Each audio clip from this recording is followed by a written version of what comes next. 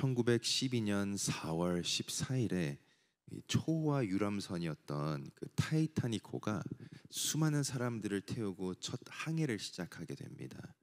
당시 영국은 이 타이타닉호를 가리켜서 절대로 가라앉지 않는 불침선이라고 치켜 세웠습니다.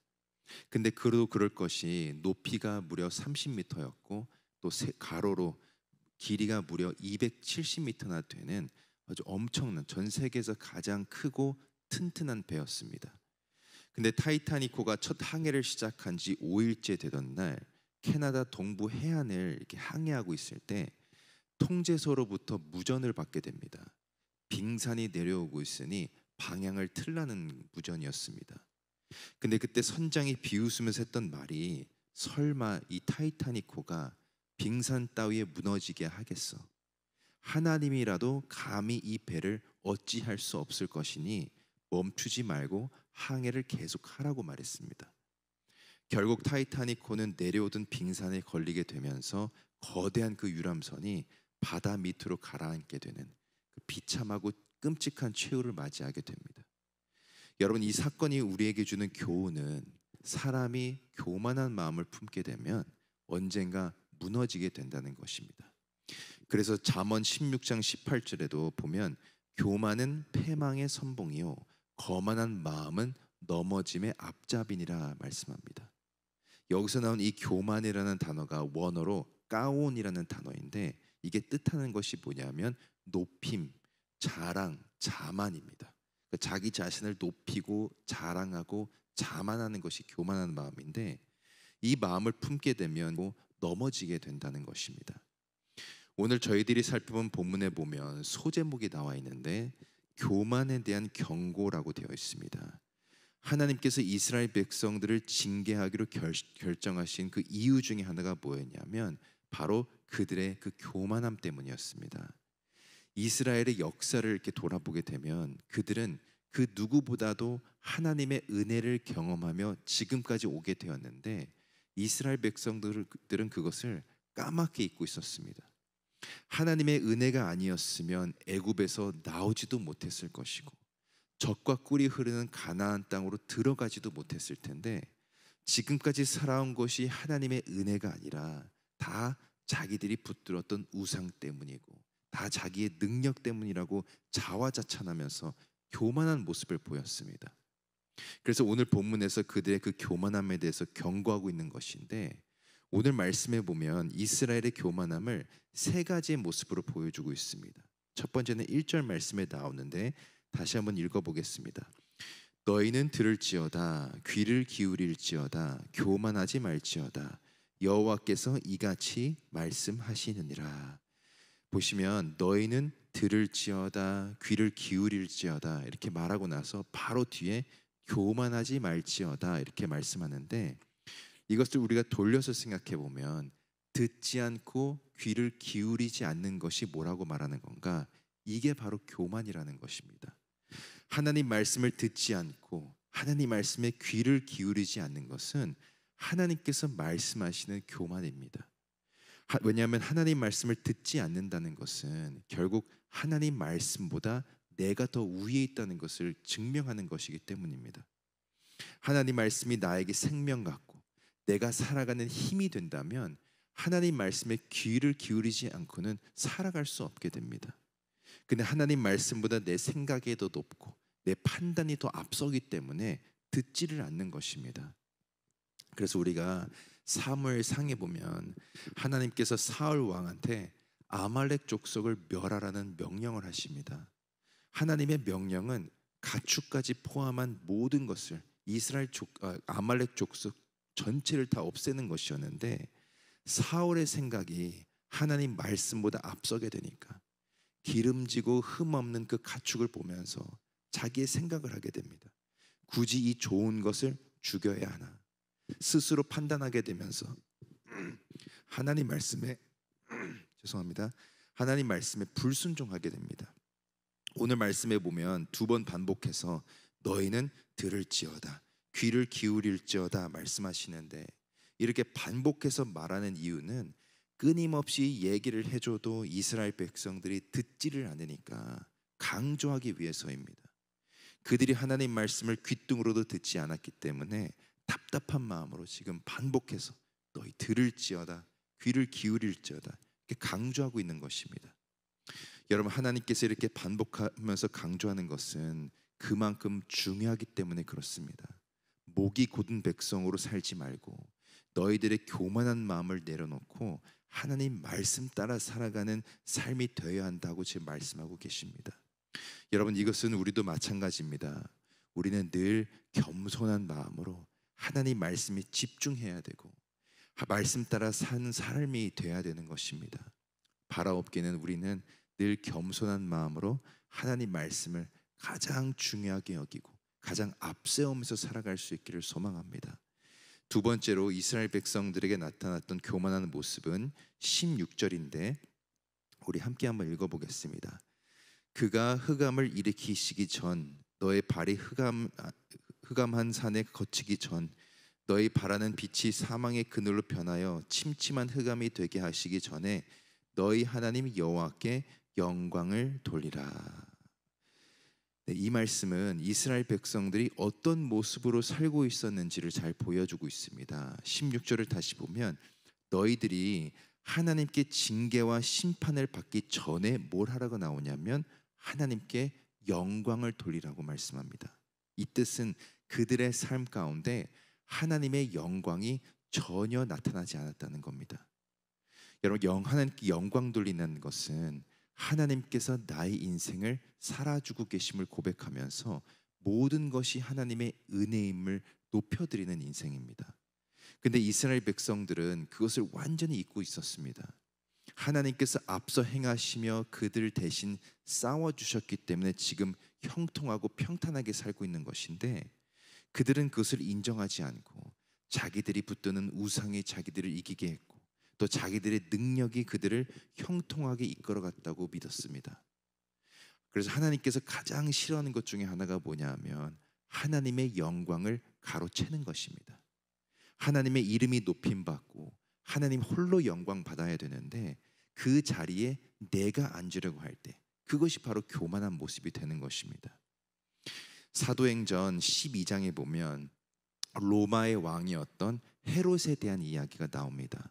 당시 두로와 시돈이라는 지역 사람들이 이 헤롯 왕한테 헤롯 왕 때문에 곤욕을 치르고 있었습니다.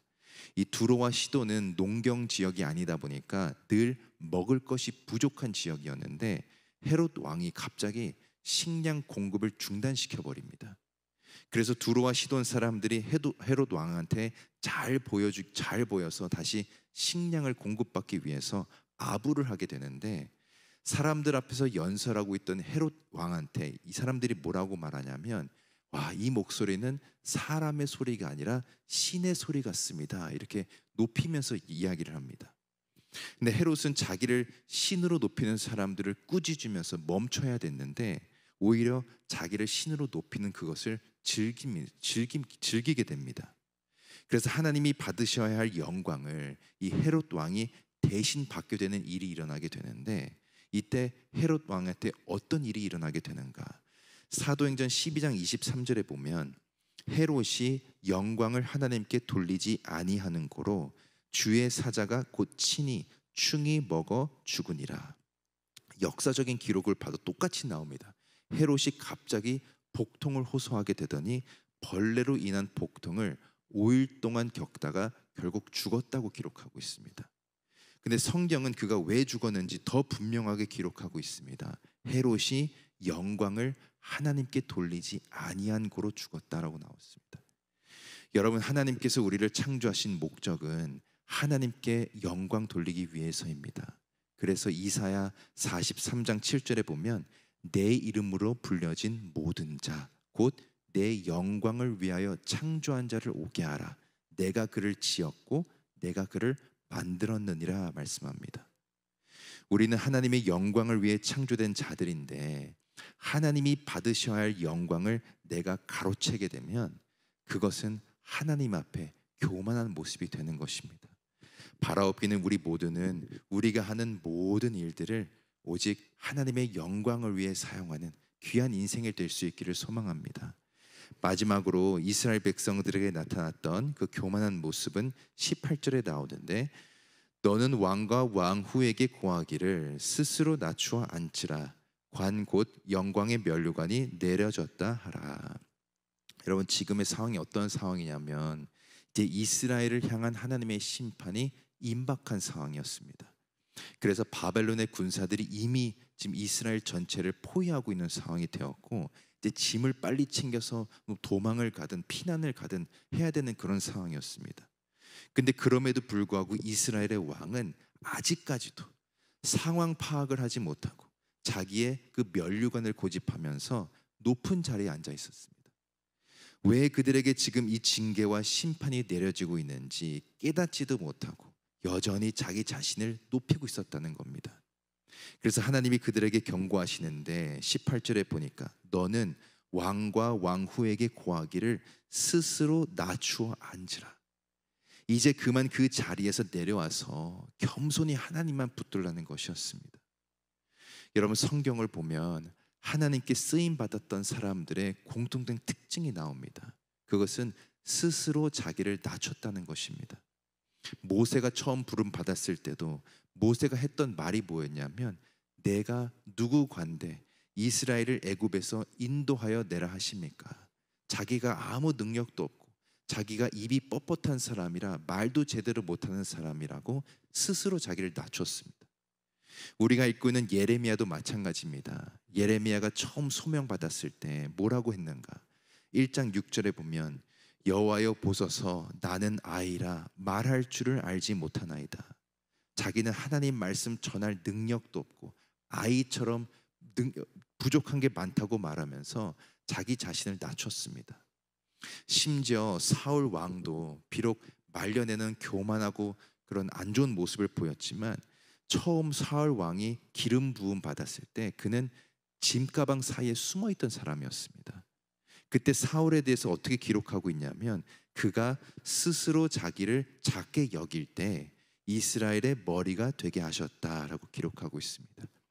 하나님께서 사울 왕을 세우신 것도 그가 스스로 자기를 작게 여겼기 때문이었습니다. 여러분, 우리도 마찬가지인 줄 믿습니다. 지금도 하나님은 그의 백성들을 통해 하나님의 나라를 이루어가고 계시는데, 하나님이 누구를 사용하시는가? 스스로 자기를 낮추는 겸손한 자들을 사용하신다는 겁니다.